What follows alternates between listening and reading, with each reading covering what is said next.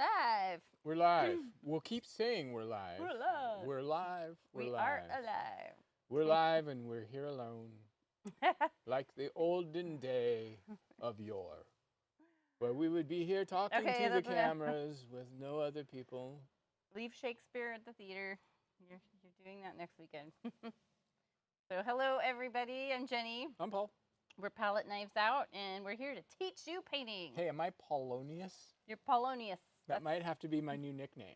Paul is playing Polonius and Hamlet on It's the true. stage next weekend. It's, so he's it's very much next weekend. in the Shakespeare mode. I actually have caught myself when I'm texting my friends actually texting in Shakespeare almost. That's kind of weird. Just kind of because I've been reading it so much. It's very weird. Yeah, it's so formal. All right, let's zoom in.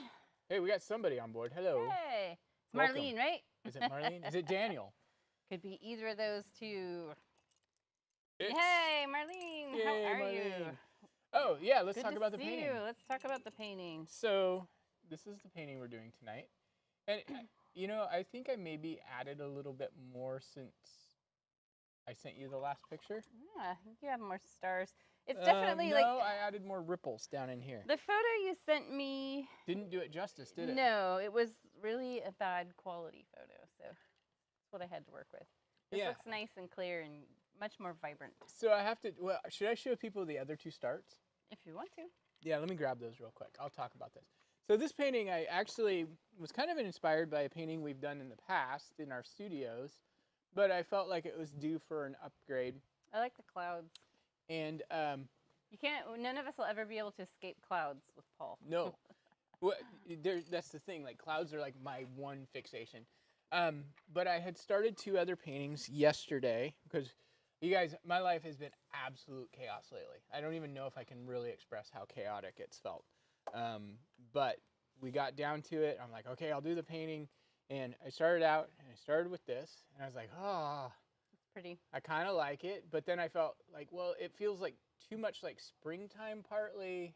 And it feels a lot like the Monet painting, which we did do last year. It's okay. And it's okay. But I just wasn't vibing with it. And maybe we'll develop it further. I can tell because it's kind of unfinished. Yeah. So it wasn't vibing I mean, with compared to your paintings you usually put out. And then I started this one. Which is also very pretty. Yeah, I mean, I was really happy with the technique I was working on in through here. And I actually really love this color contrast up in here. I thought that was fun. And then I was like, yeah, still just not feeling it. And then Jenny was like, oh, it looks like the... Reflecting on summer painting that we did a couple summers ago. So Jenny was like, I know you're really busy. Should I just go ahead and do one for you tomorrow? And I'll do 2 this month. And I was like, no. I woke up at like 3 in the morning with this and a million other ideas, not for painting, but just everything. The clouds actually are not going to be as hard as you think. He says that every time, doesn't he, Marlene? Every single time. But anyway, so this color swatch through here is something I've used in paintings in the past. I haven't done it for Gogh very much, but I love this bright pink with just harsh white and a simple silhouette. And so yeah, and then I was like, okay, I never ever do like starry skies with black. And so I was like, okay, let's just do this. And so that's what I came up with. So we're actually going to do this a little bit different than the method I painted it. So what I started with was the black when I painted it. And maybe let's just do it that way. Do it. Let's just roll with it. Let's get started. We didn't use yellow. I know I had put it on the color list, but Paul told me as I was setting up palettes he didn't use any yellow. Yeah, really our only colors are black, blue, red. What red did you give us? Just the Blick red. I used magenta. Well, you didn't tell me that. That's all right. We'll roll with it, and we'll just show you guys how we can make this work regardless of the colors we use. So black, white. Which blue is this? Phthalo blue? Yeah. Okay, perfect. So I use the processed colors. Okay. But that's okay. This is be an excellent example of, you know, we don't send out the paints, so you guys are all on your own for getting paints now. So we will see. They'll be really close. Well, it'll be really close. So, but you'll get a chance to see how it might be a little different, and that's okay. So Well, let's just admit it. Every time you teach a painting, it's much It's higher different. contrast. yeah, exactly. Well, this is kind of a high contrast painting to begin with. Mm-hmm. All right, so we're just going to take our biggest brush, and actually I'm glad we're using the Blick colors because the process colors that I've got here are so thick they were hard to work with. All right, so we're going to start with black. And one of the things I've always known is I tend to go this way. I decided to go this way this time. And so we're just going to start right about just above the middle of the canvas. Are we filling in the whole canvas with black? Nope. Okay. Okay, so what we're going to do is I'm thinking about edges of clouds. You're always thinking about edges of clouds. I'm always thinking about edges of clouds. So as I work my way up and across. Being broken up. Yeah, and it can be pretty thick through here. And this is really going to go up really close to the top edge, and we'll come back in. And what I did when I painted it earlier today is I came in and I added clouds and I added sky. And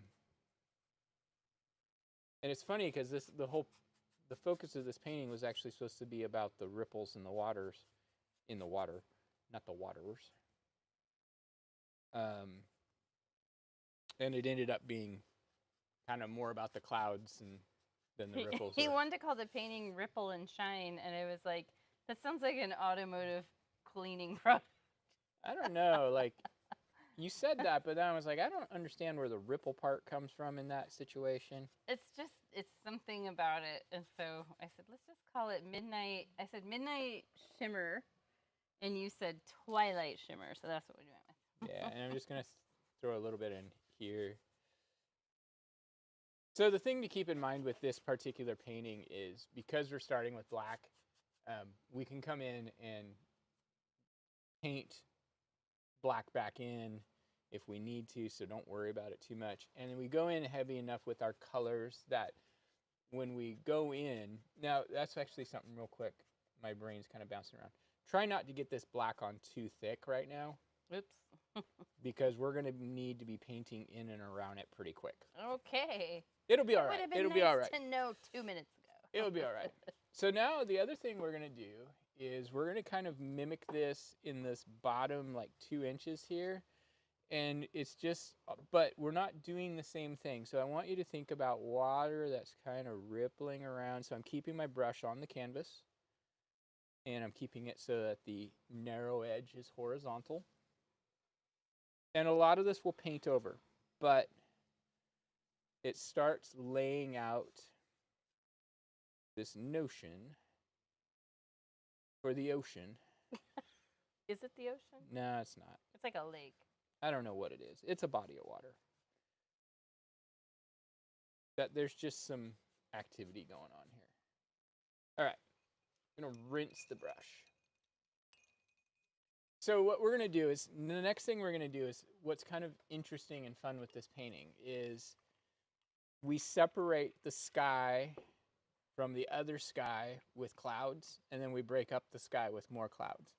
So what we're going to do next is we're going to lay down the foundation for our clouds. So I'm going to rinse my brush. Doesn't have to be super clean. Slide this a little bit.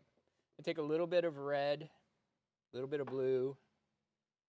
And this is where our colors are going to start to vary a little bit from the original just because of me not communicating to Jenny which colors I actually used. I'm going to add some white to it. And I actually like this better, this particular purple. It's kind of it's our chewed grape bubblegum color. Midnight blue. Yeah, so I need a little bit more white in there. A little too dark. And at first, I'm just going to kind of void fill. Meaning I'm going to kind of work my way in and around. And it's okay if we get some black.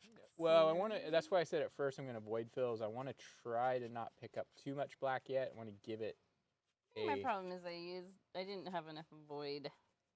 Oh, well, just... Those come back later. Yeah, come back later, because that's what we're going to end up doing. In fact, I just mostly want to get real close in or around.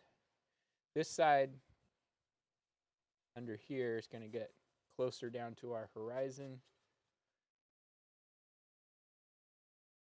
I just kind of want to get close to it before we get into it, if that makes sense. We're going to get into it in just a second.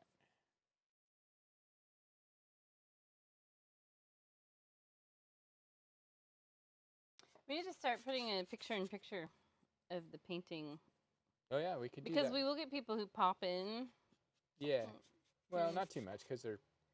It's nice to see finish what we're aiming towards. I mean, I've seen it before, seen it done that way before. I kind of like that. Okay. We can do that. It looks really super purple on the camera, but it's not. It doesn't down below, though. It's just that monitor up there. Oh, yeah. Okay. And now I'm going to start getting in and getting those edges a little bit more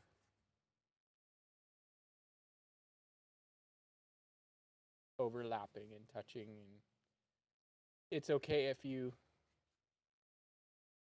get a little mixing along the edge. That's fine, because we're living on the edge. This is our 80s night. Yeah, you guys. Was that 80s or early 90s? That was early 90s. Yeah, I think it's early 90s.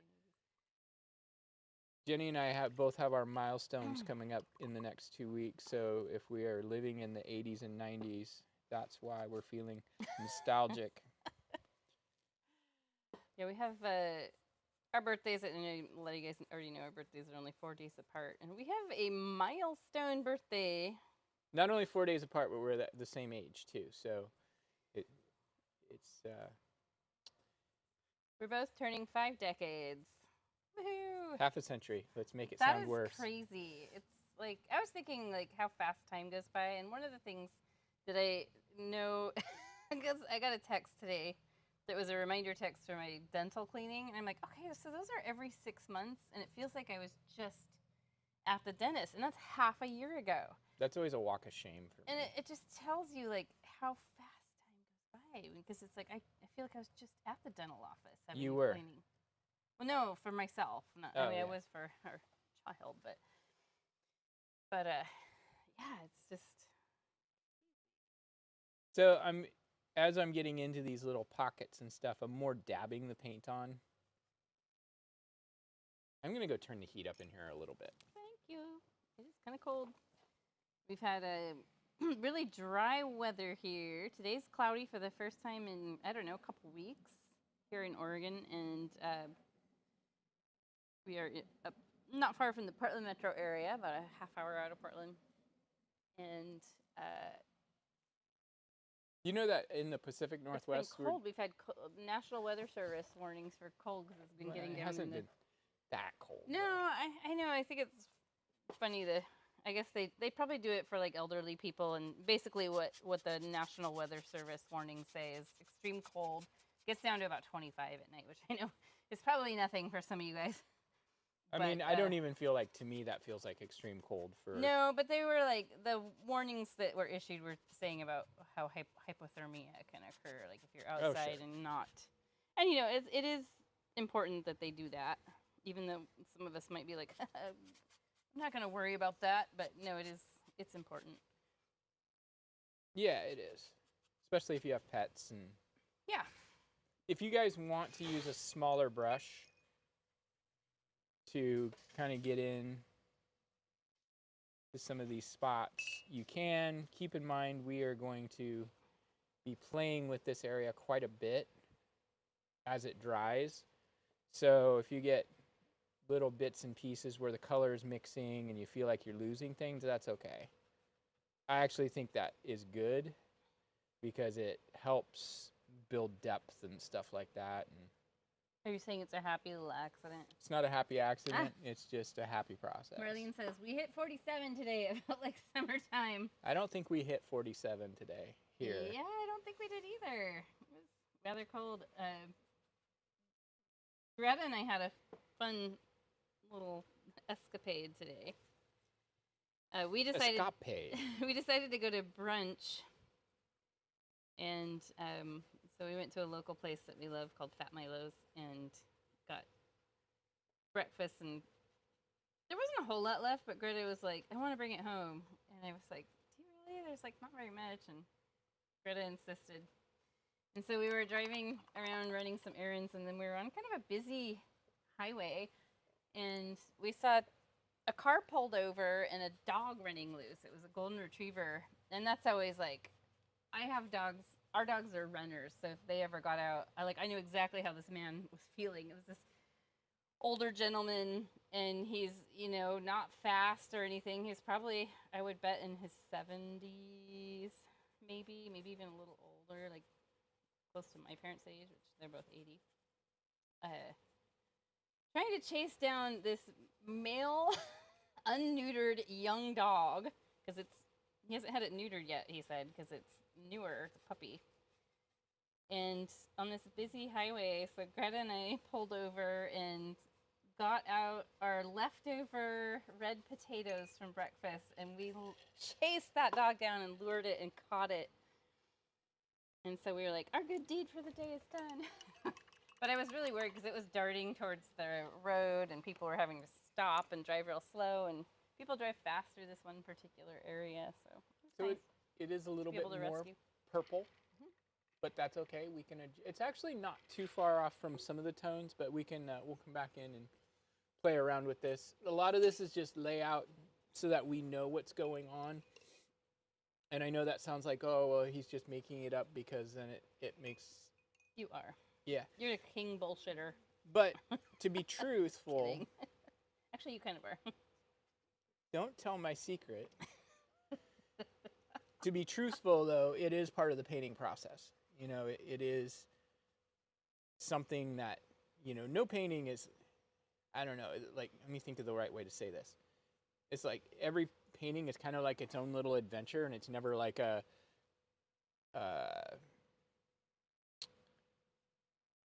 it's not like a like when you go on vacation, you go with that one friend who's got an agenda for every minute of every day. Yes. You know what I mean? I have that friend. I have that friend too. I love them dearly, but vacationing is fatiguing because I'm definitely an introvert and have to have that downtime. Where I'm like, I've been around too many people today. I need to go lay in my bed for an hour. But what my point is that painting should be a little bit more like a spontaneous, like loose plan for the day. Like instead of saying, we have reservations at this seafood restaurant with this particular table at exactly 11:15, it's like, hey, let's get up today and go get seafood somewhere. Still the same result, just without such a strict guideline. Yeah, we might end up at a different place. Who knows? So to me, that's the way kind of painting I paint is kind of a little bit like it's always going. I would never be able to be one of those people that worked in a shop reproducing artwork because I just don't have the patience for it. Well, you kind of do what you have to do. Yeah. Some people who do that maybe don't love that either, but they have to do that. I would not be good at it, is what I'm saying, because my brain doesn't work. That's how way. I felt like when your mom owned a flower shop, and I came in to help, and we had to make like 8 boutonnieres that were all exactly the same. I'm like, but I want to make them all different. I want to put this flower in this one, and I realized at that point I would not be good at this job. Okay, so I'm going to take a little bit of this color now, and I'm just going to slide it into our water. I was in the pool. And all of this water is going to change dramatically as we go. At that time, I've got my colors a little bit bluer. That's okay.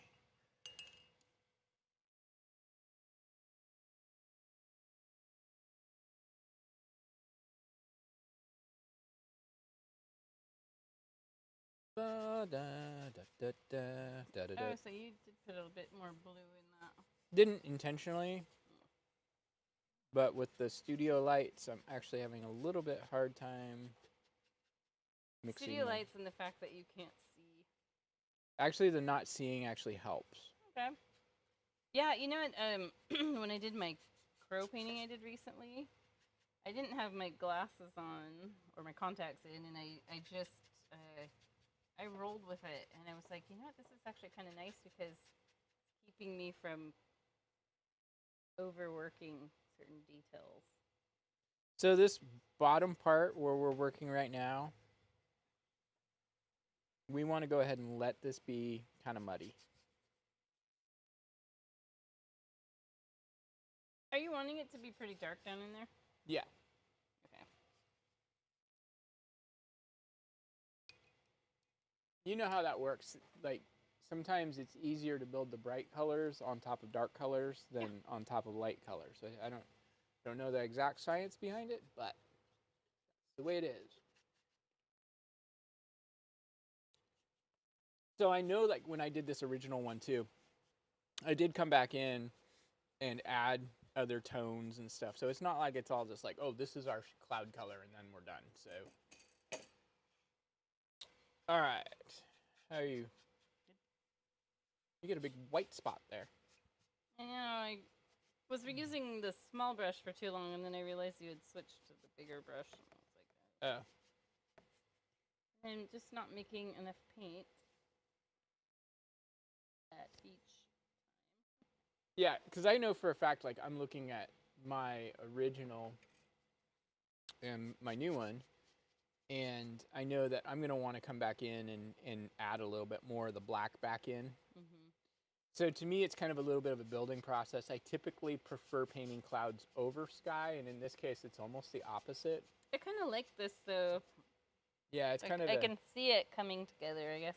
Yeah, this one is actually interesting because it does kind of come together kind of really sloppy. But I guess a lot of my paintings are that way, aren't they? See if Daniel's going to pop in tonight or not. Did he say he was going to? He knew we were live streaming. It is a Thursday, and the only reason we did tonight instead of Friday was we have a live class tomorrow at a local place. And so that was going to be a problem. And then Saturday nights, we are, Paula's rehearsing Shakespeare all day, Shakespeare's Hamlet. No, just from 1 to 4. But that's a large chunk of the day. But then I'm probably sticking around. Don't come down too far. Okay. You're sticking around to do lighting, and I am painting a step on the stage. So yeah. We'll be there. We'll be working at night. Okay, so next thing we're going to do is I'm going to mix up a pink.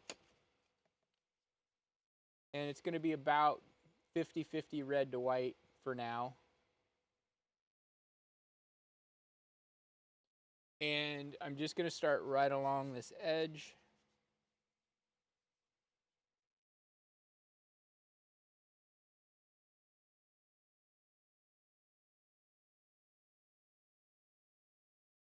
And if you pick up a little bit of that purple, it's okay. Again, this is something we're going to play around with.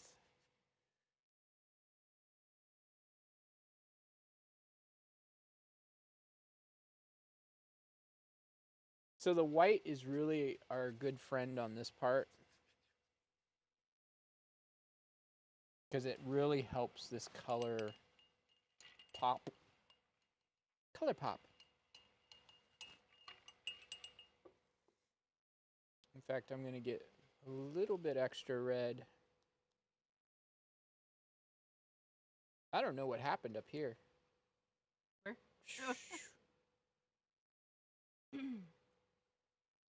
And one thing you can do with this is just kind of bring this in and then just come back with some white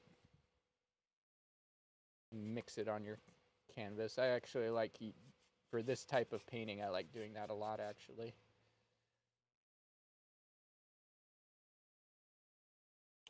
Come back with a little extra red. And what I'm going to do is I'm going to work up into my purple a bit and just kind of use less pink, more red, and just kind of break it up so it looks like it's just a little bit of light kissing the under edges of some of these clouds. Excuse me while I kiss. Like this is why, like when I said the clouds are easy, I know that that's irritates the heck out of people. I don't mean to be it that way. But Such a narcissist. what's really going on is I'm not really painting clouds. I'm just painting streaks of color.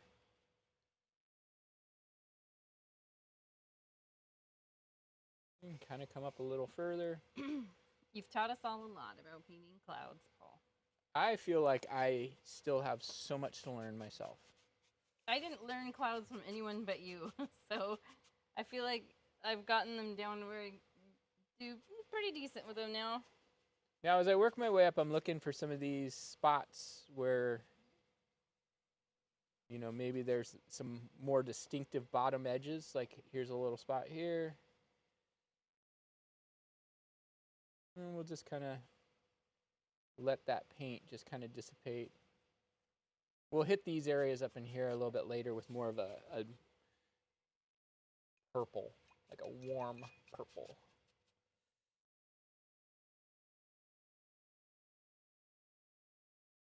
And maybe we'll, maybe, sound like Bob Ross right there. Maybe, right about here. I haven't watched Bob Ross in a long time. No, I know. Maybe we need to. You can add little pops of extra pink if you want to. Okay, now, since this area down here is kind of reflected, I'm going to start with my red and add a little bit of white. And yes, I know my original painting has a lot of white right there, but I need to get the pink in there first for the white to stand out on. Why don't we just leave the canvas white? It's just bad form. I understand if sometimes we were looking at some Van Gogh, and he had, oh, it was Starry Night. Mm-hmm. Some little bits of canvas showing. That's okay. Someone did a really high quality scan where you could zoom way in. I don't know what website it was, one of the big art websites, and you could see all the speckles of white canvas. It was actually surprising to see that much white canvas speckling, because I don't know, I always just think of them, oh yeah, he probably like had, I've always heard with Van Gogh, such thick paint, half an inch thick from the canvas. Not always. So this area up in here, I don't know what I did there, but I've got some little stray brush strokes. I probably just got a little bit lazy. One of the things that I noticed, I'm going to zoom in a little bit here, is as we're talking about thin paint, I'm not so concerned about thin paint, but what I do see is up in here, that paint looks weak. You know what I mean? It doesn't look like it's actually doing anything. Or weak. So it lacks the opacity I want it to have. So we'll build on that in a bit. That there. I really liked that one painting you did where we did the sky really funky. Remember? Gosh, what was it called? It was not the cosmic one? Yeah, it was not all that long ago. No, I think it's behind us in the stack. I'm not. Well, it is. I can dig it out. Wait, I think it's right here. No, that's not it. It is in there though, because I was going through the big stack the other day and saw it. We need to have a painting sale. We do. We should sell them online. I mean, we could. We'd have to inventory them.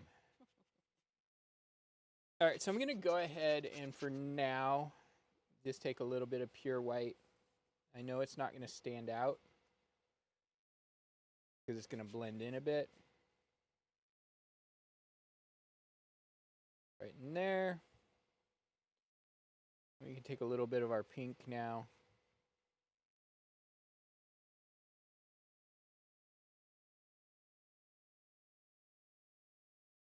And just start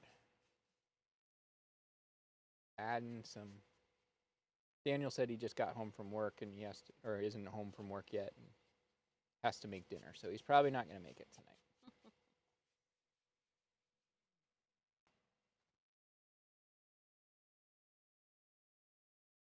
So you're putting some pink in the water then? Yeah, and I don't really, I just want to get some shape. Not necessarily shape, that's not the right word. I just want the tone in there. Again, it's okay if the water gets muddy. I kind of want this water to be a little bit muddy. That's kind of what makes it work.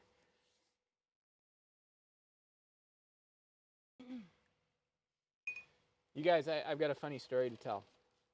I'm going to talk about our tech support with YouTube today. And I'm going to paraphrase. We had something that wasn't a major big deal, but it was something that seemed like it was different, and I just wanted to check with them. And so I'm going to paraphrase. I'm going to use the same example I used with you. Okay. My question to them, and again, this is not what I asked them. I was like, what does pizza taste like? And their answer was, the sky is blue. I was like, okay, I understand that the sky is blue, but I'm really curious what pizza tastes like. And the answer then was, well, the sky can come in different shades of blue depending on which time of day you are. Okay, yes, I understand that blue sky can be different shades of blue, but I want to know what pizza tastes like. Well, the sky can be blue in the morning, and sometimes it could even be purple in the evening. Okay, you're misunderstanding what I'm asking you. Are you human? Yes, I'm human. Okay, good. Are you recognizing that I'm asking a completely different question than what you're answering? Yes, the sky is blue. I'm like, oh my gosh. Are you sure it wasn't like AI that you were chatting with? That's why I asked if they were human. So anyway. We might be trained to say yes, we're human. So he was not asking about pizza. He was asking about setting on on YouTube videos. But the pizza analogy is it's the really easier good. the easier way to explain it. I mean, I was totally asking about one thing, and they would not get. Finally, they sent me to a supervisor. Right? Did the supervisor? The supervisor's like, I see that you have a question about pizza. I'm like, yes, yes. I think you were chatting with a bot. I have no idea. You had to have been. It was Stacy. I asked her, hey, does your mom have it going on? Stacy's mom. Got it going. All right, so I'm mixing up the old tunes. I'm mixing up a little, or what I would call like a periwinkle color. It's a lavender. It's a little bit more blue. I'm using my number 8 brush now. Isn't that called periwinkle, that color, because of the crayon box? Well, I don't know. I know that was a color in the crayon box, but I don't know if... Because periwinkles are like black and gray. Well, maybe. Why is... Let's find out. Okay, I can Google it. You teach. I will Google. You don't have to do it. Paul. Why is periwinkle called periwinkle?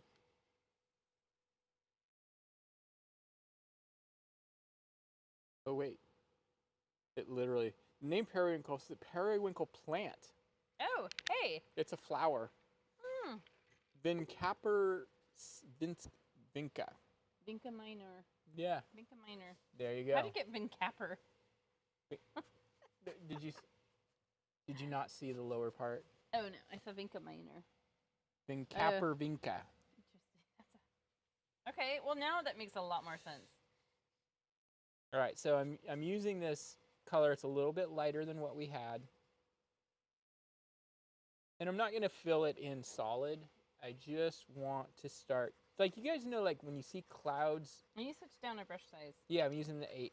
Because I don't want to fill it solid. I want this to be kind of textured and uneven. But you guys know, like, sometimes you see the clouds and they're kind of illuminated feeling. Illuminated feeling? Illuminated. Oh. I was like, what does that mean? Yeah, you're right. There are some times that they feel like they're lit from within. Yeah. And these edges I kind of get a little scribbly on sometimes. And this is a good time to...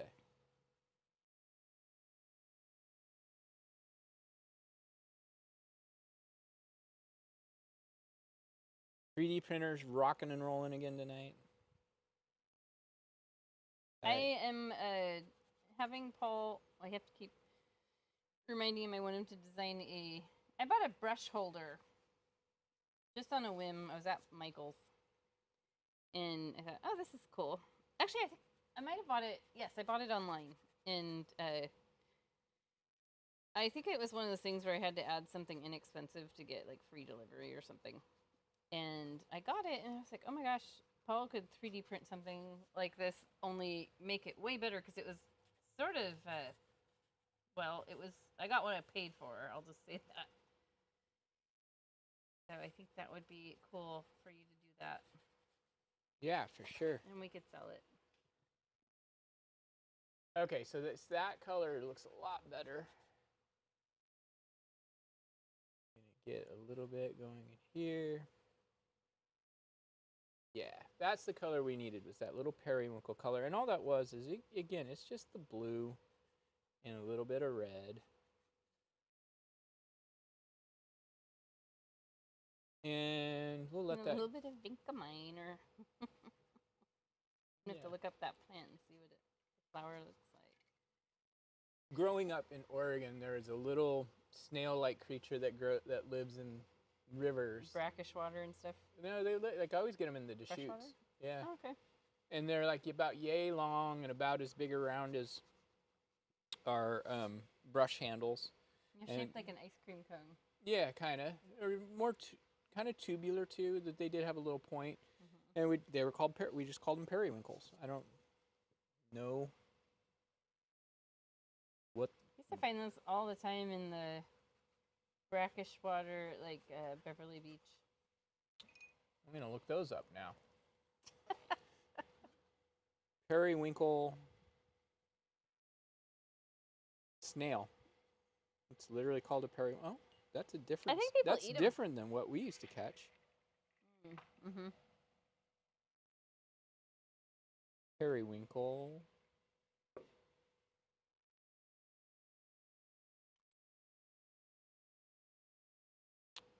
Mollusk. You can fix. Yeah, I will. Just making sure you could see it.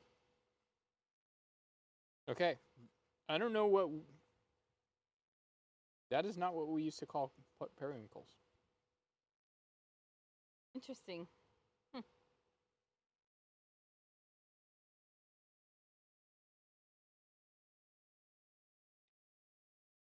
Now I have a mission.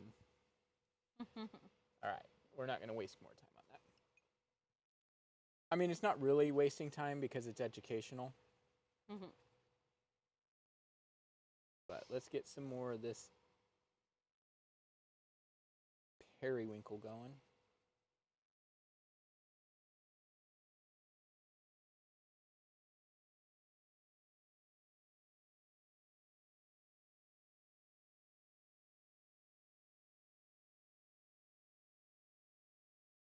Ah, there's some black still being a little bit present. That's okay. Can roll with that. All right. So while I've got that periwinkle color mixed up, I'm going to go ahead and use my big brush again. I'm going to add a little bit more white to it so it stands out a little bit more. Just throw some ripples in here. Nothing is out of place in the water as long as it's in the sky at this point, because then like there might be things in the water later that would be really out of place in the sky. Periwinkles. Like, yes, periwinkles in the sky, it might be. That means you ate some funky mushroom. That might be a bad omen, I'm just saying. Just saying. Okay, so the next thing we want to do is we're going to go ahead and we're going to put in our mountain. And I intentionally, let me bring the original up. I intentionally made the mountain really small. I wanted this to feel more vast. And the way you make something feel more vast is make something that's recognizable and large, small. You took a page out of Bierstadt's book. I took a page out of perspective. All right, so I'm going to use kind of similar to that periwinkle color we just used, just a little darker. Might need a little bit of white to it just to, we can always darken it up. But I like to just kind of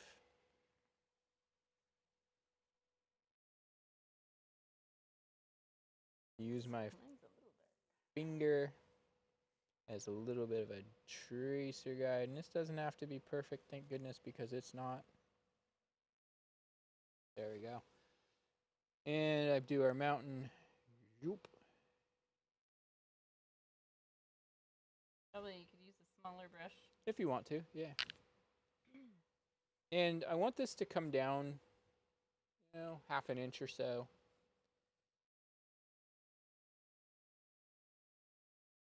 What mountain is it? You pick.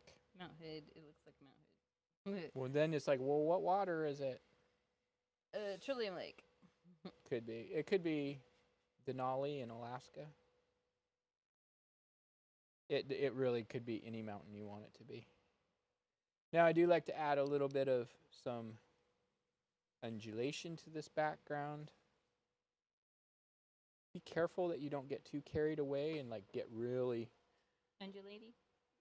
Yeah, I was going to say like roller coastery. Let's take You some. could probably paint a secondary mountain. You Like could. The You Three Sisters. You guys, you want me to put a second mountain in? Yeah. Let's do right. it. We'll do right.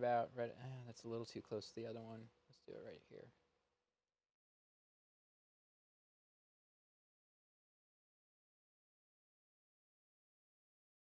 Maybe this one's a little bit bigger. Let's go a little bit bigger. Yeah, mine ended up being like the same size, and I don't like it.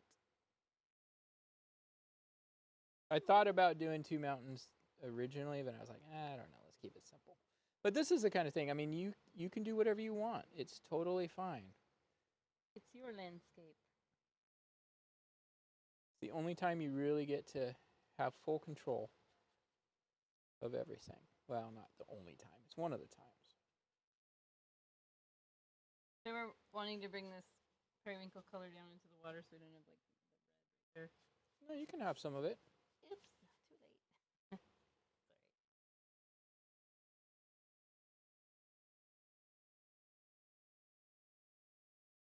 You know, the painting you teach tomorrow night is... Oh my gosh, I'm teaching tomorrow night too? Yep. Lucky you! Where's the rum? You said it's an easy one. You know what? I'm the actually soft looking... Winter sky right back here. Is it at Is it at the art center? Yeah. So I'm actually looking forward to that because... This is what Paul's teaching tomorrow night. Only we should probably take the Christmas lights off that tree. Yeah. Well, we'll just teach But it it's without. like similar vibe with the really small landscape and vast sky. Yeah. I think I'll paint that out right now. Right? You think? No, we'll just teach it without without the Christmas. This is easier. No. I'm looking forward to that though, because we're teaching next to the brewing company, and I like their beer a lot. Mm-hmm. All right, so I'm gonna come back real quick. I'm gonna use a little bit of black. Big brush? Yeah, I just want to personally add a little bit more night sky. The night sky has been so pretty. And it's been, our schedule's been so crazy. We've been getting home kind of late at night. So normally we walk our dogs at night, and been able to walk them because we've been getting home late. You know what? And then it's been really cold. Yeah. But it's one of the things I love about our nighttime walks is looking up at the sky when it's clear and dark. There's no clouds to like reflect the city light on. When it's cold outside, I'm not like I worked outside for 20 years doing construction, and I don't do that anymore. And so to me, when I get home, and usually I do work in my warehouse, which is not super warm. Keep it around 63 degrees, 64 degrees. I get home, and best way to warm up is to take a nice shower, and then You have to get your butt warm. That's the important. and then I'm like settled in. Kenny's like, hey, come on, let's go. I'm like, it is 31 degrees outside. I am finally warm. I would rather stay right here. But our dogs look at us like, aren't you forgetting something? They have their thick wool coats.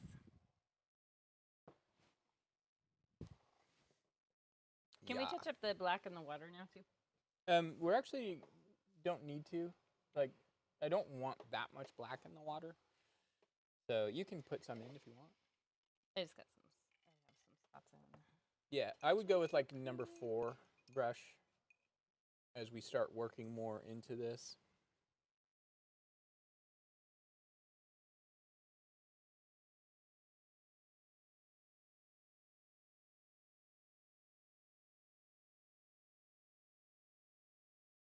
We started a poetry club at our nonprofit last night, and I'm really excited about it because it's like I used to read a lot of poetry, mainly like I would say like early 2010s. I really got into it, and then I just got busy starting my art business. But I was thinking like refreshing my brain on it, and it really is like you are creating a painting. Okay, so yes, I agree. I do want to.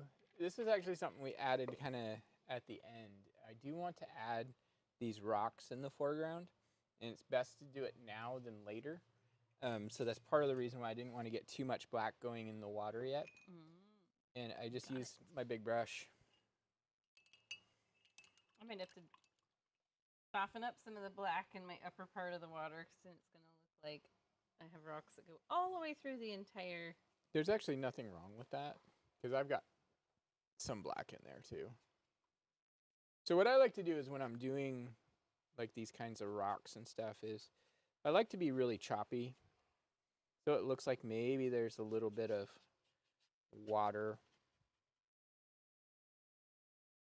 that's kind of pooling in around. I almost kind of treat this almost like watercoloring.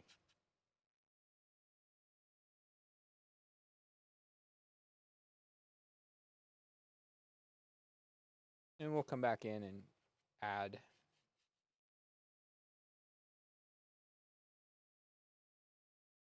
some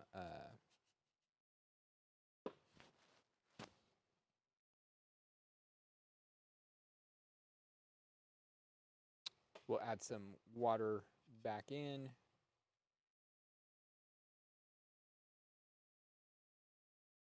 Probably the rocks would be kind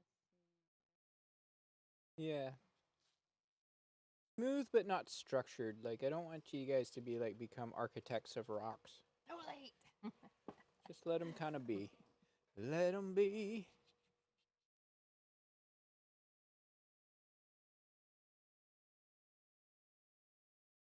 Yeah, that'll work. That'll do.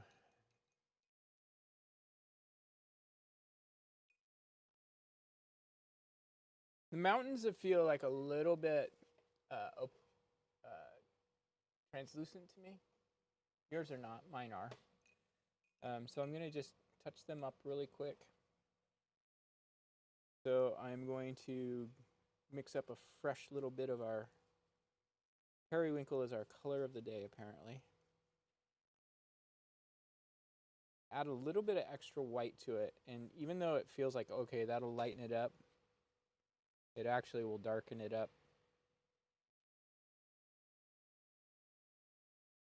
I'm so glad that actually did what I said it was going to do. That's one of those things you just... It seems like it'll lighten it up. It'll actually darken it. Oh, wait, it lightened it up. No, it didn't. It didn't. And that's one of the things, like, that's really important, you guys, is, like, work with your colors enough that you know what they do. And what I mean by that is, like, know which colors are strong enough to stand on their own. Know which colors need something added to it so that they stand out. Know which colors look good over black. Know which ones look good over white. Know which ones, all that stuff. That's all stuff that you can learn and should learn. Do you remember when we used to get new colors at the studio, and I would grab them, and I would squirt like every color we had, a little dab of each color on a palette, and see how that new color interacted with every other color we had in the studio, just to see what can I do with this. So I'm going to take a little bit of this color and just real subtly add some little ripples that kind of reflect our mountains. If you guys add, by the way, the second mountain is extra credit points, and that is a moral victory for you. You really don't gain anything. Like, I'm not going to send you a gold star or anything, but congratulations on tackling it. You did it. All right. So this is actually really like how this second one overlaps up into my clouds a little bit. Mm-hmm. That's something that we don't talk about enough, is how important it is to have layers overlap each other. It's so easy to kind of get into this. There's the sky and it stops, and then there's mountains and then it stops, and then there's water and it stops. And we, like, a lot of times, like trees, mountains, things like that can really help us in that regard. But this mountain being below the clouds and just standing alone on its own works. But then having this other one just kind of hint up above and overlap the clouds a little bit pushes the sky further back for us. Almost looks like it could be a different planet. Good. Maybe that's what it is. All right. So I'm going to switch to my number 4. If you guys are painting along and you have your own brushes, this brush is about a 1/4 inch wide. You can use a round it's brush. 1/8 inch wide, I think. No, it's bigger than 1/8. Yeah, maybe. Let's measure it and see, Paul, who's right. Don't make me go get my calipers. I know you would. I'm just going to use some pure white. I want to make sure that my brush is mostly moving side to side. I'm not tracing.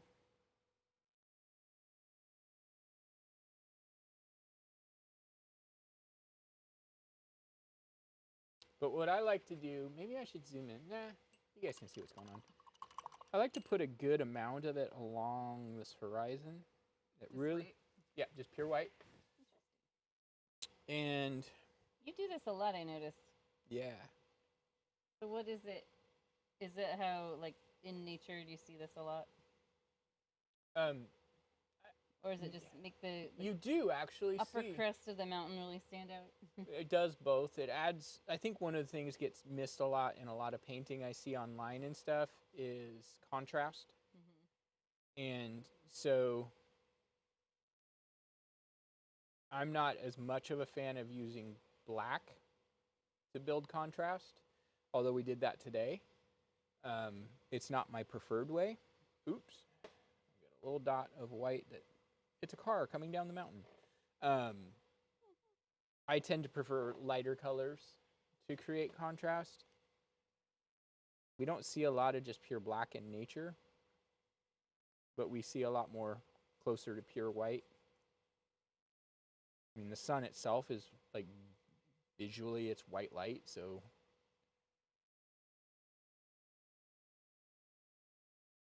I toyed with the idea of doing a moon in this painting instead.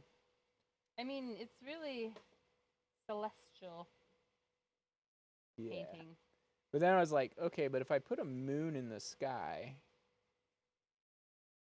I'm not going to go too far to the left here, just a little bit, just to, and I let that be streaky and break up, just like everything in the clouds is kind of streaky and breaking up, so it looks like it's more clouds popping down in here. But I was like, okay, if I put the moon in there, is this the sunset then? Or do we like the mystery of it being not knowing whether it's the sun or the moon rising? It could be the moon. as well, probably the sun. But I felt like it also would just get too busy if we did the moon in there. So I'm going to take my smallest brush real quick. I'm going to put a little bit of water on the palette right here, and I don't care that the water's a little bit dirty. Off camera a little. Oh, well, no, yeah. I'm just mixing white and a little bit of water. And again, I don't care that the water's a little bit dirty. It's fine because we're painting water, and water's never just pure. So it was white and water. White and water, mix it, thin it down to about like heavy cream. And I'm just going to very, very lightly start streaking a little bit of this in here. And I let my brush, I'm going to zoom in because this is something, Jenny, you might want to watch this because this is kind of new. Oops, I didn't mean to kick the table. Yes, you did. New. You got so excited about new. So this is something I've been doing maybe for my own stuff for a few months. Is I use this thin down paint and I use my smallest brush. And if you have a smaller brush, that's even better. But I start thinking instead of always just going side to side, I think about almost like creating like lace work. Reminds me of when you do like ocean waves. Yeah, but this is something that's newer for me in my toolbox. I don't want to get too much going because there's really just a little, mostly the white over here. But it's getting these cutbacks and swirls and ripples.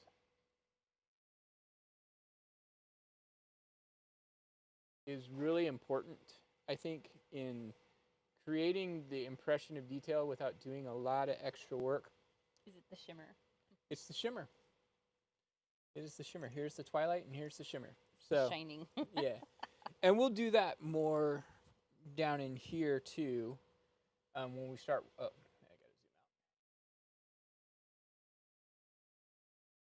We'll do that down in here a little bit more as well when we start working in and around the rocks. We really want those rocks to dry. So let's go ahead and let's look at our original. I want the mountains to dry a little bit more too. And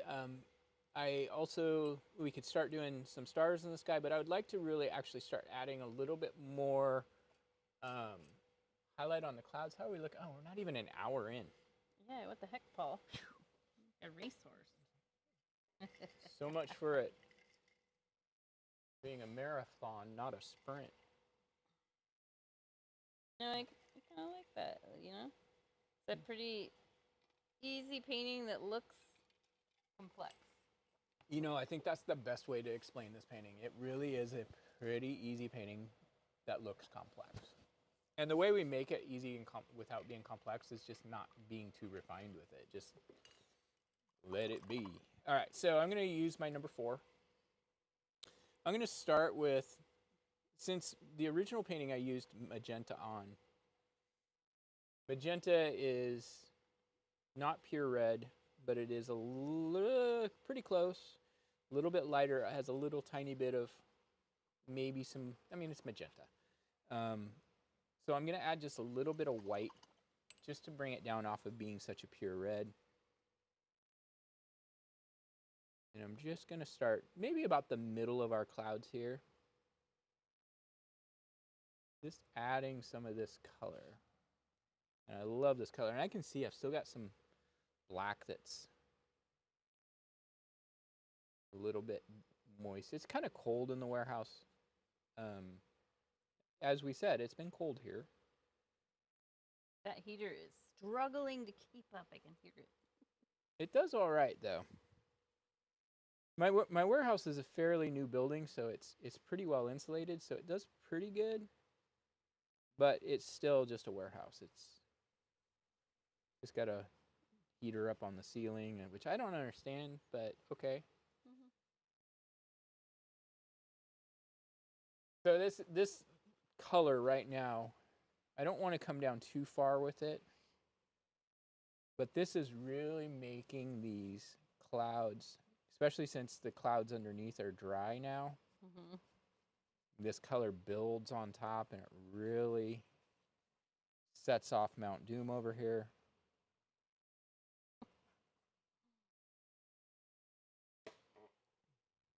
That was your the chair. chair. Do you guys, let me just see. I'm just going to ask. Let us know in the comments, because we never ask for comments, but maybe we'll post about it too. Would you guys be interested in doing like some fantasy-inspired paintings? Like maybe do like Rivendell or something like that? Lord of the Rings. Yeah, we've been into that at our household lately, so it's in the mind. Paul and I were really into it 20-some years ago. And then, I mean, who wasn't? And then we like always liked it, and we watched the movies a lot. And then we just started, got out of it, and now our daughter is 18 and To be fair, watched the first movie and was sold and watched all of them, and then plus The Hobbit, and then all the extended. I think we mentioned that last time. to be fair, there was one member of our household who was constantly saying, "Hey, let's watch Lord of the Rings this month." That would have been me. It's a big commitment. It is. But you don't have to do, You go on that journey with Frodo. Right, but here's the thing. It's kind of like the old saying. How do you eat an elephant? What? I've never heard that. No, this is a real thing.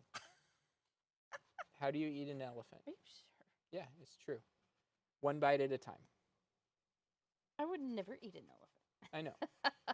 That's why it's just a saying. That's so funny.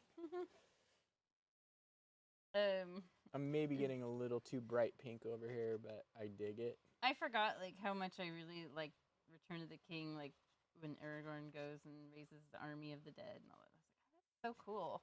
Like it kind of gets like I think that was 20 years ago, and the graphics and everything are so good. So the other thing is this upper bit of clouds. I want there to be a hint. I actually got a little bit too much going on down here. That's okay. But I want to add a little hint of some warmth up here. So I'm just going to mix together. Might be a little bit too warm. There we go. Kind of a warmer magenta.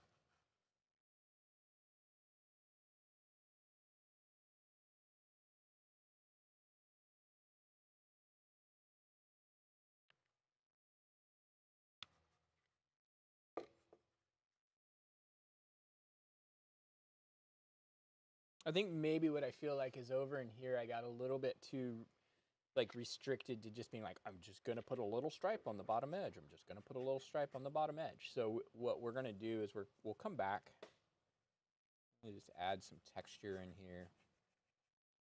So you can see that's just a warmer periwinkle. Just took our periwinkle color and warmed it up by adding a little bit of red and just add some texture. Good. And I think I want to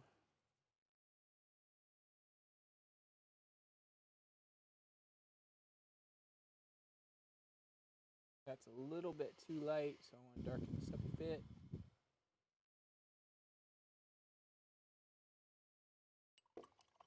I want to just kind of come in,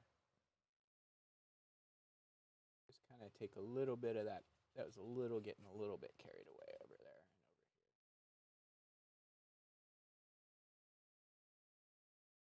over here. Not everything's going to be so uniform. Like maybe that's not quite getting somewhere. Okay.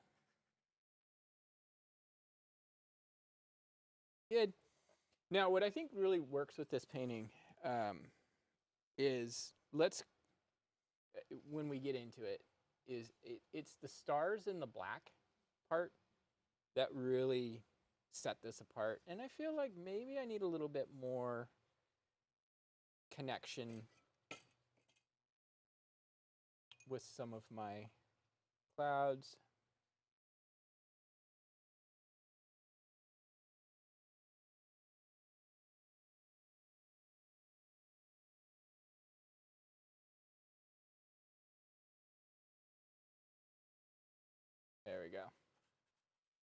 want to, like, I say this a lot. I think probably my most commonly used phrases is one of the, but something we want to be aware of is we want to make sure that we're not getting too uniform in things. So what I mean by that is we want to make sure that we're not getting too many things that are similar shape and size, similar spacing. And sometimes we have to be like, oh, okay, I've kind of got a little bit of repetitiveness coming through here, so I'm just going to take a little bit of black and break that up a bit. And you just kind of have to look at your own painting, trust yourself to make the right decision. Oh, but Paul, you're our teacher. You're not supposed to give us that much room. Give you all the room you want. There you go. Okay.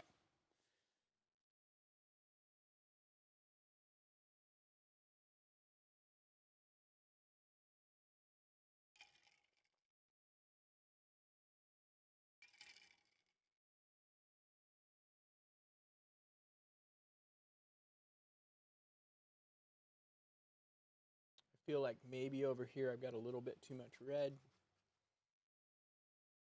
Periwinkle back in.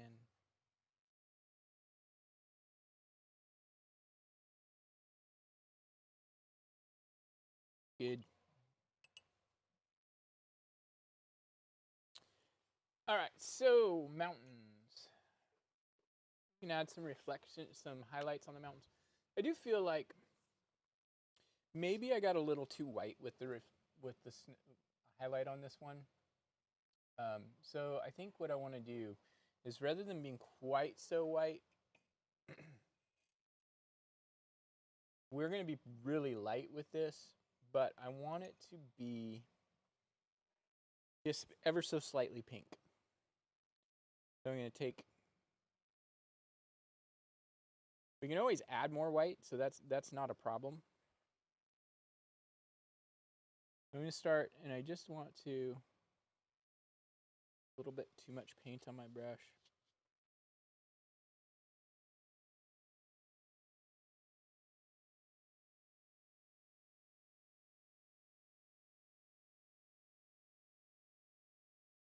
And I just take the side of the brush and just kind of drag it across. Yeah. What do you think? Does that need to be lighter, or do you think that's light enough? I think that's light enough. Nice, yeah. Actually, I almost think, like, what I worry about is it getting too light. So I'm going to actually add a little bit more red. You just kind of let it dissipate out at the bottom. Yeah. Yeah, I had to teach a mountain like this art center, and the whole big thing was use way less paint than you think. Yeah. Because when you have your canvas completely painted and you're adding little touches like this and you use too much paint, then you have to figure out where's all the paint going to go that's on your brush that you just added to the canvas.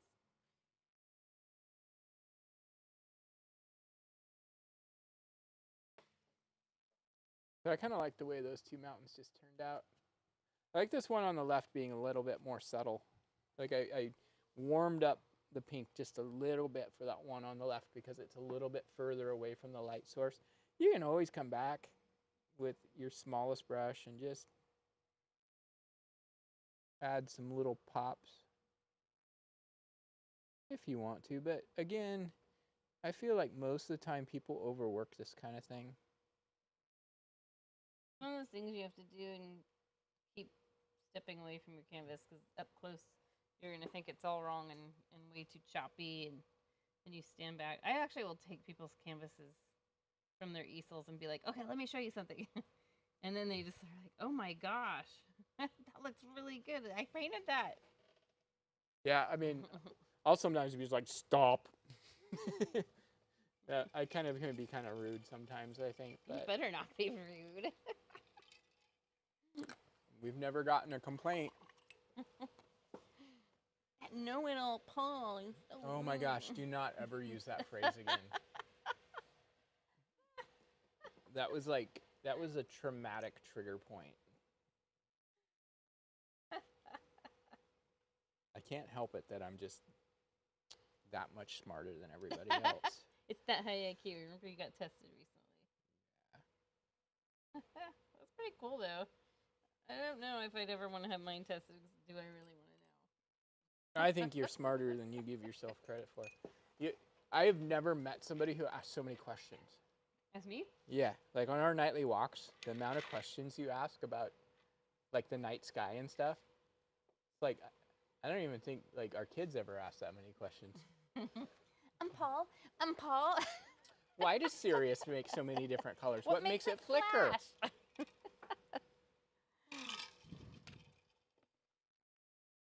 All right, so what we want to do now is we're going to let the top part of the canvas chill out. We want that to dry. I did put one fun little sparkly star in the sky, and if you guys want to do that, we can do that. I'll show you how to do it. I like to do at least one. It just kind of makes it feel a little bit more fantastic. But what we're going to start doing is right now we kind of have a nice blank, for lack of a better term, blank canvas in the water. I'm just going to zoom in a bit. What we want to do is we want to start, and maybe I'll bring some of this darker. Let's do that real quick. I want to do this. I'm going to use my small, let's use a number 4. I want to bring some of our red. Again, I'm going to mix a tiny bit of white to it so it's not just pure red. Start right along here. And just add a little bit of texture in the sky, just a little bit. Not much, just a little tiny bit. I just didn't want it to feel quite so solid.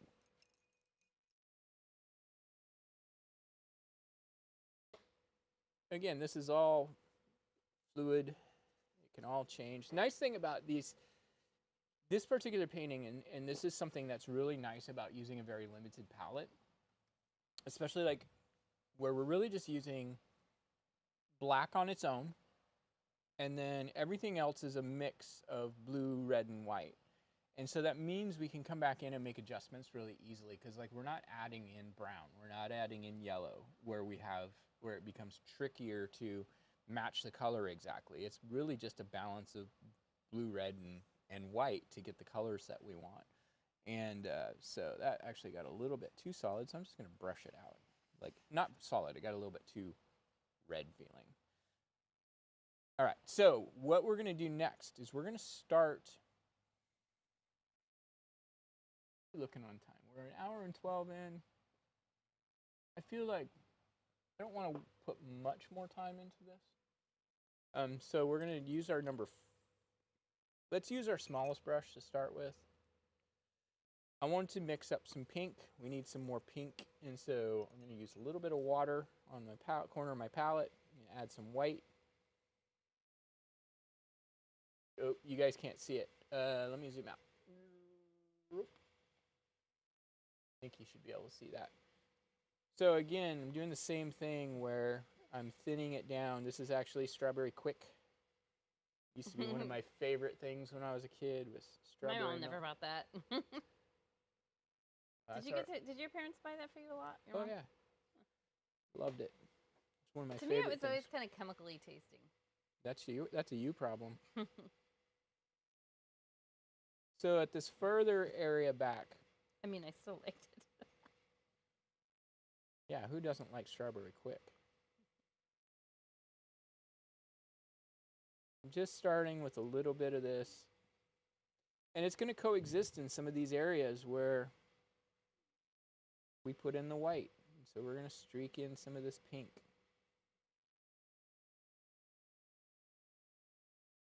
And the brighter pink is not as much on the left side of the canvas, so I'm not going to go too far over there. You can get a little bit here and there.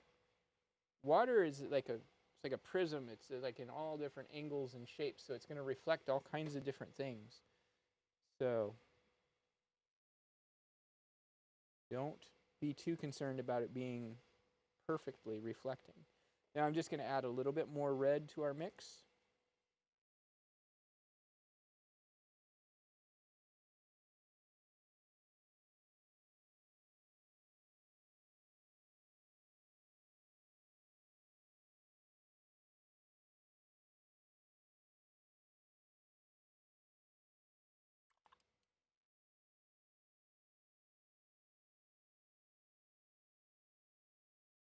and one of the things that I like is just kind of as you get a little closer. So closer, like to me, it's like if you think about this whole thing as being like a tunnel. Like this is the furthest point away, and then as you move towards the corners, you're getting closer. And so as we move closer, we're getting further down. You can be a little bit, that's a little too red. That looks like a shark attack. You can be a little bit bigger and bolder with some of these ripples.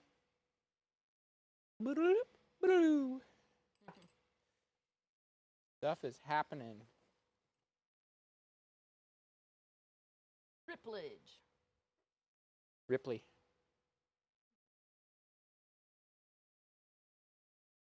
No, I like your idea of this doing some sci-fi paintings. Totally do like whatever the tower is called that Saruman is in his eye. Oh, you What is mean that Sauron, called? not Sauron. Yeah, Sauron. What is that tower called?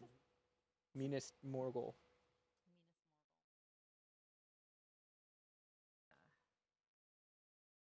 And then Saruman is in Minas Tirith. In Isengard. You know what they're taking to Isengard? The Hobbits. The Hobbits. I was just thinking of another. Oh, you said Ripley. Like, it would be fun to do like an alien theme painting. So to me, it's like A cartoon xenomorph. yeah, Because doing it realistic would be a challenge. yeah, it would be.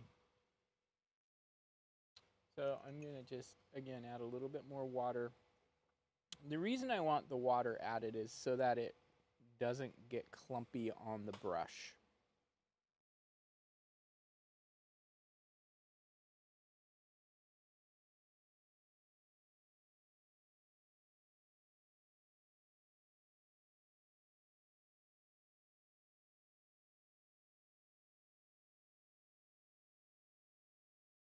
And we can take this now, we can add a little bit.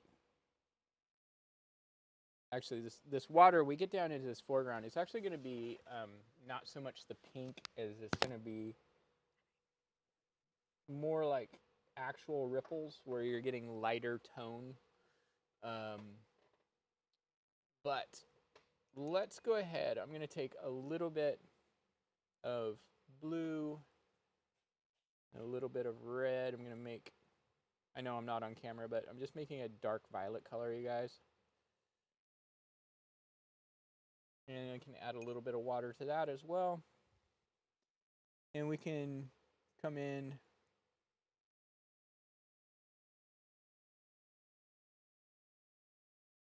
kind of enhance our back shoreline and add some ripples with this. And this is actually, we've already got ripples, so we don't really need ripples. What we need is little smooth areas where there's shadows and just to break it up. Might add just a smidge white. There we go.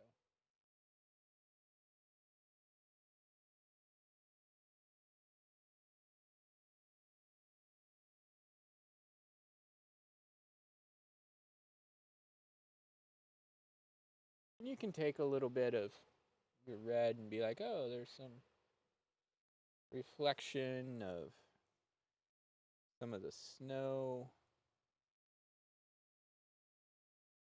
Same thing on this one. Not totally necessary, but it definitely is nice.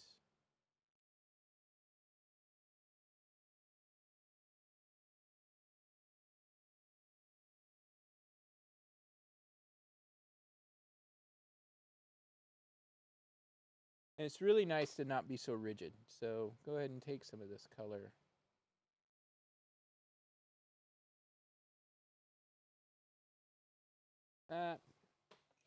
You want to take like your number 4 and add some like bolder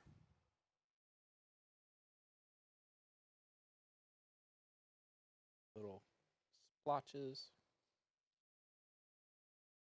Can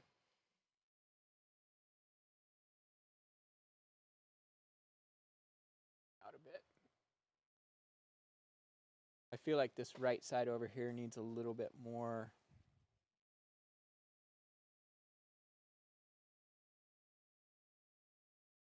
Of our pink.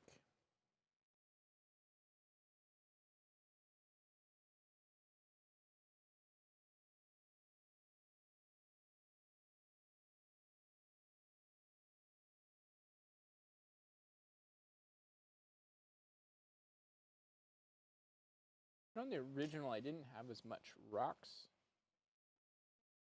or water, but we'll get that in there.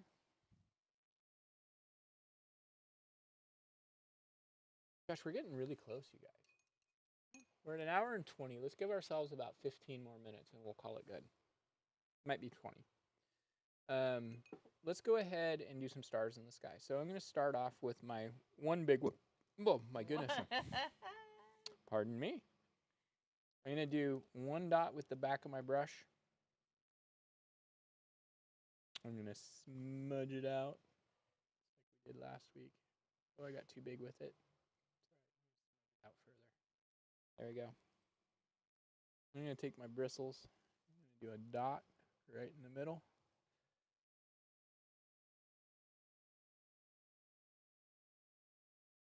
This Sirius star is serious. And we're going to give it our little compass kind of cross.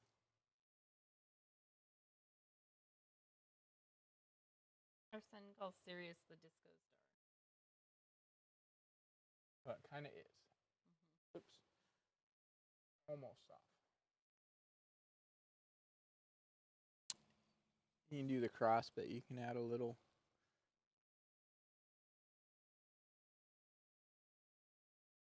compass. And then I'm just going to do one bright dot right in the middle. Oops. Let's do it with the back end of the brush.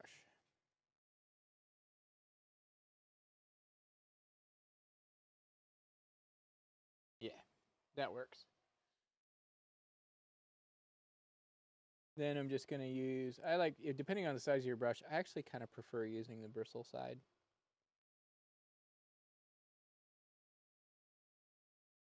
Start adding some stars, and one of the things I like to do when I do stars, I don't do stars in paintings very much. That's a Jenny thing. But I try to do little clusters.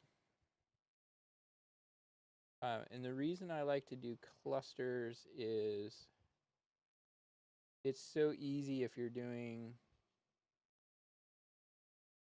the sky to end up just doing a pattern of dot, dot, dot, dot, and all of a sudden you've got a grid. And so I like to do little clusters without really thinking, just kind of like do a few and then do a couple random ones. And these are only going in the black areas, guys. That's kind of an important part of this. Try not to think about it too much. Just do it. And I kind of think maybe less is more. If you want to add a tiny little bit of pink to one or something like that, go for it.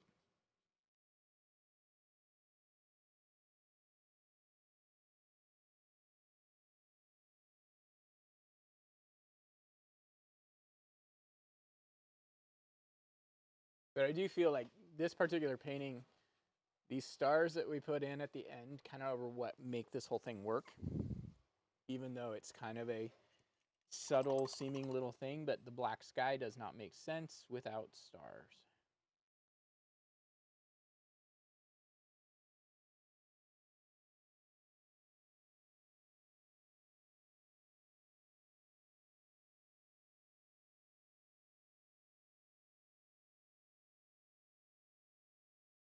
Bigger one over there, that's okay.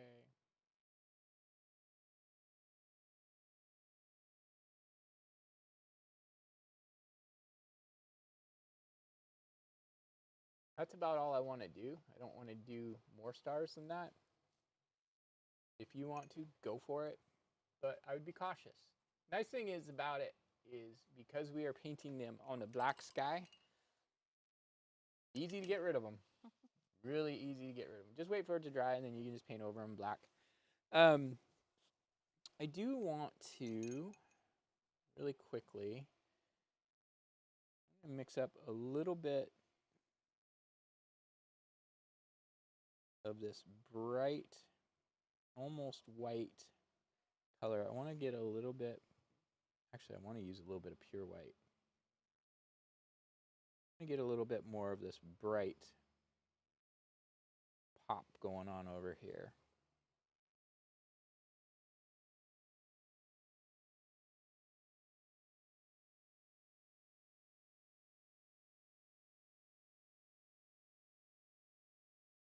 That's good.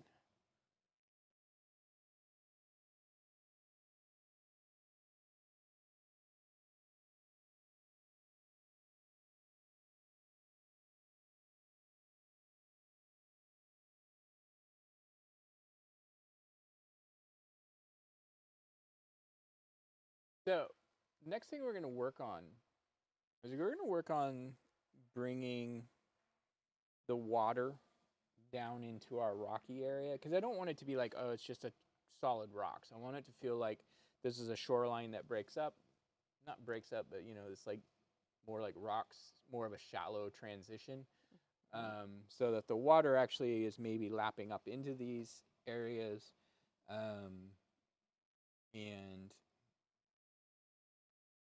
I want to do that. I want to add a little bit more of this red here. The thing about doing this is where we can be a little bit not so reliant on what's up in the sky, and we can actually just kind of create a color that works. And the trick with this is we probably want to be really close to our periwinkle color, because it's not really reflecting anything specific at this point. The mountains are reflected back here. Most of the sky is actually going to be reflecting back here. So what we're just doing is like what I would call an ambient reflection, where we're just kind of picking up the ambient colors of the sky, which is really going to be kind of our periwinkle color. So I'm just going to go ahead and mix this up right here. And this is a little bit tricky because it needs to be light enough that it shows up, but not so light that it looks white. And we also have to be careful that it doesn't look like light blue. So I'm going to mix this up. I'm going to lean. It's almost like a silly putty color. You can lean a little bit more blue. I don't know where you got your silly putty. After you've like lifted comics off with it a bunch of times, it gets pretty muddy. It was kind of grayish. Yeah. Grayish tan. Well, it was. But your color there looks. It's kind of a pale lavender, yeah. So I'm going to start making decisions. And so that actually needs to be a little bit lighter, because it's close enough to us that we're actually seeing more of the surface shimmer. There we go. And so what I'm going to do with this, maybe I'll zoom in. Let's zoom in. This is one of my favorite techniques. Is just using the tip of the brush here, and I'm going smallest brush. Okay. And I'm going to find areas where it's the base of a rock. And this water is kind of rippling in and maneuvering around this rock here. If you want a little bit more color, you can add a little bit more color. And so I'm thinking, okay, there's a bigger rock right here that's going to stand out a little bit more. And you can always, you can use a darker color and lighten it up.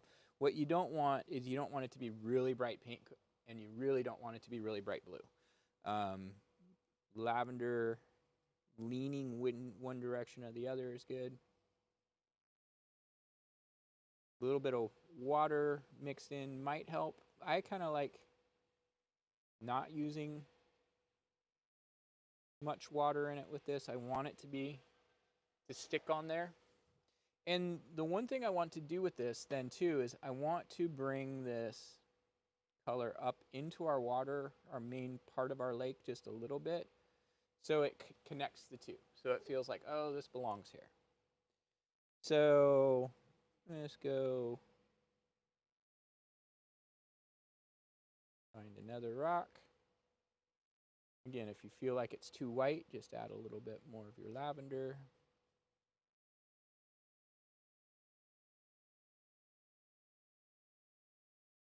And I like to make sure that we get enough little areas where it connects to the main body of the water so it feels like it's pulling in. I actually really like how that one just popped in. Now I'm getting a little bit of this stripiness, so easy fix. Connect it.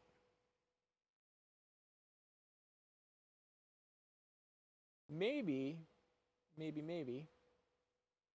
get a little extra pink popping in some of these areas over here. Fine, I like that. That got a little too light right there. And these are all things that you have to teach your eye, teach yourself. Actually, I shouldn't say teach your eye, but teach yourself to trust your eyes. We don't talk about that enough in here, in that we have to at some point be okay, or like learn when to be like, okay, that's good enough, or learn to be like, okay, that's too white, what do I need to do, why does that look out of place? And that's the whole thing, is like, in a case like this kind of a painting, it's like, okay, everything needs to feel like it belongs there, unless you really don't want it to, you know, that's fine too. But in this case, the way we're doing this painting is like, okay, everything is all part of this ecosystem, this little universe we're creating, and it needs to feel like it belongs there. So part of it is like looking at it and going, okay, does that feel like it belongs there? If it doesn't, figure out what you need to do to make it feel like it belongs there.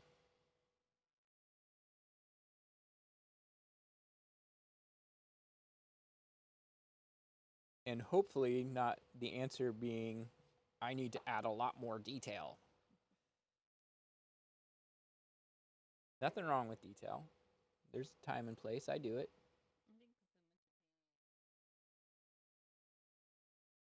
Yeah. Didn't you just recently had article about that? No, I had a little bit of an epiphany when I was teaching.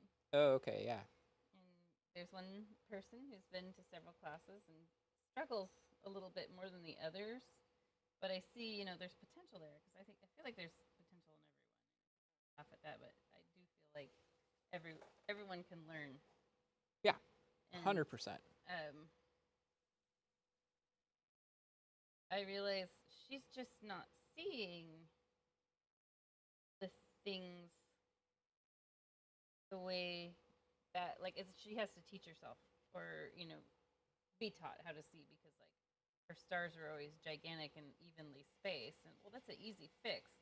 But teaching the person to be able to like look at the night sky and see, are all the stars exactly the same size, and are they all evenly spaced apart? No, they're not. There's tiny ones that you can barely see, and then there's clusters, and they're not all equally spaced apart. So yeah, it is. It's just, that's so much of what it is. It's just like, oh my gosh, it's just being able to process what you Maybe, see. you know, I think it's interesting because I think, like, to me, the reason people don't see is their brain gets in the way. Yeah. And yeah, so absolutely. I think you're 100% spot on. It's like they're trying to figure it out instead of just seeing what it is. Like for me, I'm not seeing these rocks in the lower area as easily as you're seeing yours. Well, actually, you know, it's interesting. Like, this is something, okay, I'm going to dip into my golf world. Okay. One of the things that they talk about in golf a lot is like when you're putting. Just can keep it real simple. And everybody's probably played putt golf, so you know what I'm talking about. You hit the ball, right? And they say that one of the things that people struggle with is they focus so much on the mechanics of how do I hold the club, and how do I move it back, and how do I move it forward. But if you give that person a ball and say, roll it to that hole with your hand, they'll roll it to the hole without even thinking about anything and usually get it pretty close. So it's the same thing with painting, I think, where sometimes it's just trusting your instincts to just do the right thing, just like rolling a ball across the ground versus using a stick to roll it. You just do it. Or somebody says, Daniel. "It's Daniel." I know I expect perfection and have unrealistic expectations for how my painting should look. You know, I do that too, and I know Paul does. That's why he went through 3 paintings trying to get this one to paint. So I paint largely on feel though, and the other 2 just weren't. I wasn't feeling it. This one I feel much better. I feel like, speaking of feelings, I feel like I want a little bit more pink in the water over here, so I'm going to do that. I feel like I want a food. Me too. Greta and I made an executive decision while we were teaching, and we were texting. Okay. Going to McMinimans. We have to stop and pick them up? Yes. Okay. That sounds good, actually. I always forget that we have that. If you guys live outside of the Portland area, you guys should look up McMinimans sometime. There's some in Portland too. No. If you live like on the East Coast. Oh yeah. So McMinimans is this brewery that started way back in the early '80s, making beer, and then they started doing things over time where they started buying like old churches and like the old mental asylum. Well, they had like poor farms. Yeah, I think they had a different name. I don't think they were. Yeah. Poor farm is what they used to call them, but I think they actually. So they started out buying like old churches, and now they buy like old grade schools that closed down in and around the Portland area. And like one of their venues used to be, like Jenny said, it was a poor house. And poor farm, and it's huge. And they have like concerts there every weekend in the summer. And I'm not talking like little concerts. I'm talking like Dave Matthews and Sheryl Crow and stuff like that. And really, really cool place. And they make the whole inside of every single building is totally a gigantic painting, like whimsical art. I feel like I'm at home there. And the thing is like, is their food the best food in the world? It's pretty darn good for pub food. Yeah. I will say that. But is it... It's not going to win any like Michelin stars. No, but you know that when you go there, it's good. Yeah. And it's going to be the same. And the nice thing is they've probably got, I don't know how many... Daniel says they started in 1985 in Hillsdale. Okay. They, I don't know how many locations they have, but they've spread into Washington. He just said they now have 63 locations. 63 locations, and every one has a slightly different menu. Yeah. Like they have their standbys, but everyone has a slightly different menu, and they now do their own distilling where they make their own whiskeys and. Daniel also said. This is missing a UFO and Robert Stack's voice dubbing the intro to Unsolved Mysteries. Oh, I started doing X-Files. Now, if you wanted to get a little bit crazy up in here, you could mix a slightly lighter color and just go to town in here and just add, in particular, some little ripples on the bottom edges of the rocks, but you don't have to. I feel like they kind of explain themselves. I do want to, though, do one more thing, and we're going to wrap it up. Sorry, Daniel. You just got here. One of the things you can play with, and I'm going to go ahead and do that, is I'm going to mix up a pinkish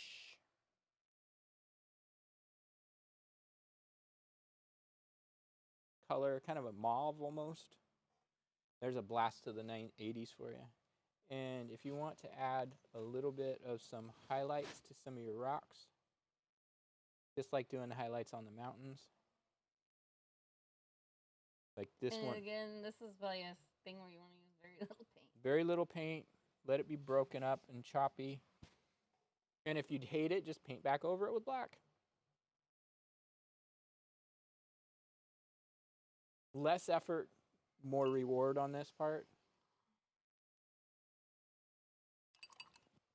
I am signing mine.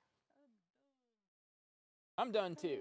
So I just did like let me do a little bit more on this one. I'm at the point of I'm gonna overwork the little rocks if I don't quit.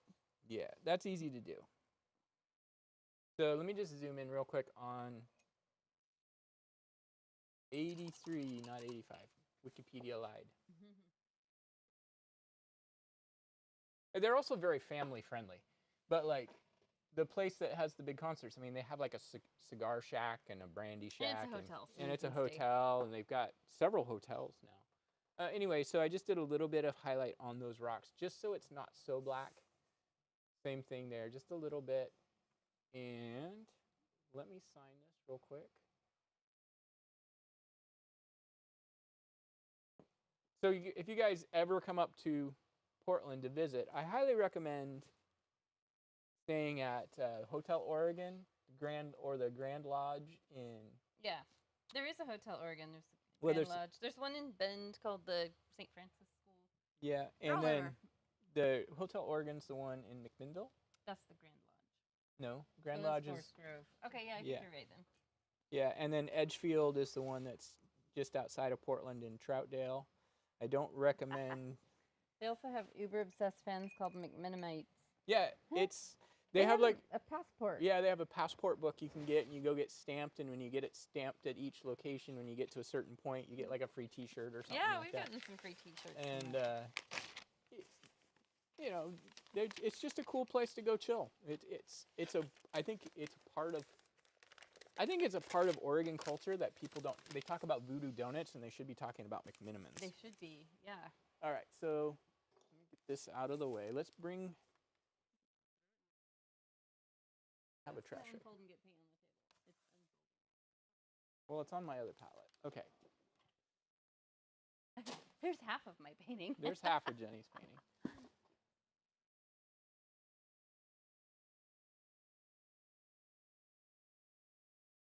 It did turn out good.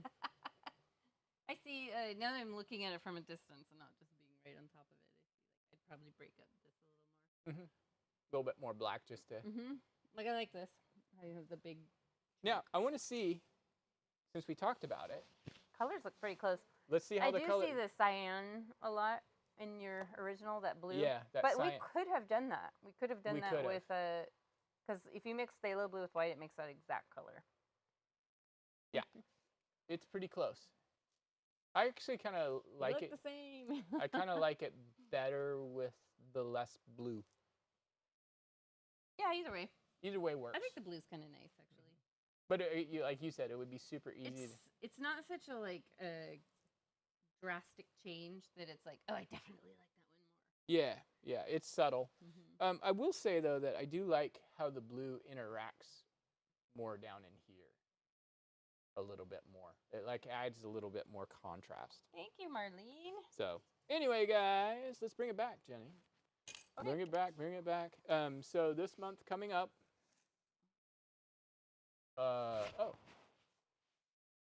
Representing the socks. This month coming up is February. We have a short month. We are going to be busy this month. Mostly just the first 2 weeks. So we should be more on schedule. And I think we've been talking about, and let us know what you guys think. We've been talking about, because we used to do the live stream based on our shipping schedule. So we'd ship out the first of the month, so then we'd do the live stream the third and the fourth week of the month, just because we couldn't do it.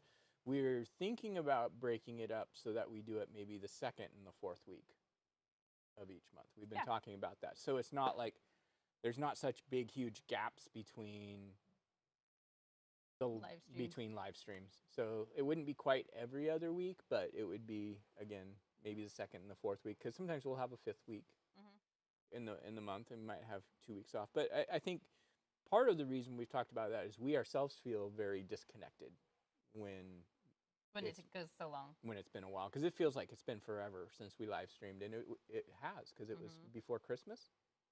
Yeah, well, we did. Yeah, well, we did last week, but Daniel says we should do a painting honoring Oregon's birthday. When is that, Daniel? We have to do covered wagons and Lewis and Clark. Oregon Trail video game. You have died of dysentery. Yeah, Daniel, you studied history in college, did you not? February 14th, that's Valentine's Day. There we go. I actually have it penciled in on the calendar that we are live streaming on Valentine's Day. Mm. So Do we have to do a date painting? We could. Yeah, that's hard to do live. Yeah. We could. We'll figure something out. We got a little bit of time. One of us would have to paint left-handed, which means me. I am not left-handed. I actually painted part of this left-handed tonight. This part right there, it was hard to get into there with my right hand, so I just switched it on over. All right. So, anything else? Make sure you subscribe to the channel, guys. And obviously, if you're a member, you are subscribed. So that's just habit to say that. Yeah, and I think you can always send us a message. Did you put a form on there about a painting request? Mm-hmm. Okay, I yeah. do. Our homepage. Request form on our homepage. I know Jen used it. Mm-hmm. And so if there's something that you really would like to see us paint, then fill that out. Because we need the ideas sometimes. Daniel, I think you're talking about Eastern. We got to do Crater Lake. Yeah, you haven't done a Crater Lake painting. No, not for Go Box. And I think, realistically, it's probably the most recognizable landmark in Oregon for people outside of Oregon. Yeah. Especially since it's our only national park in Oregon. It's like the deepest lake in North the America? United States? I'm not sure. No, I'm not sure if it's it or Lake Tahoe. They're really close. They're both very deep. Yeah. But I think it's Crater Lake. Mm-hmm. But anyway, Mount Mazama. We'll do some research. I love the lore and the mythology behind Mount Mazama. Native American Mount Mazama, for those of you who don't know, was the name of the mountain prior to it erupting. It erupted much the way Mount St. Helens did, which then left a crater that then filled with water. And a cinder cone. Yeah, the cinder cone is Wizard Island, right? Uh-huh. Yeah. But let's not give it all away now. Okay. 8th in the world, and I think 2nd or 3rd in North America. Deepest in the U.S. Yeah, cool. All right, guys. We'll see you later. We'll Jenny, let's get out of here. All right. Oh, I got to get this mouse. We will see you guys later. Later. Hasta la vista, Bye. baby.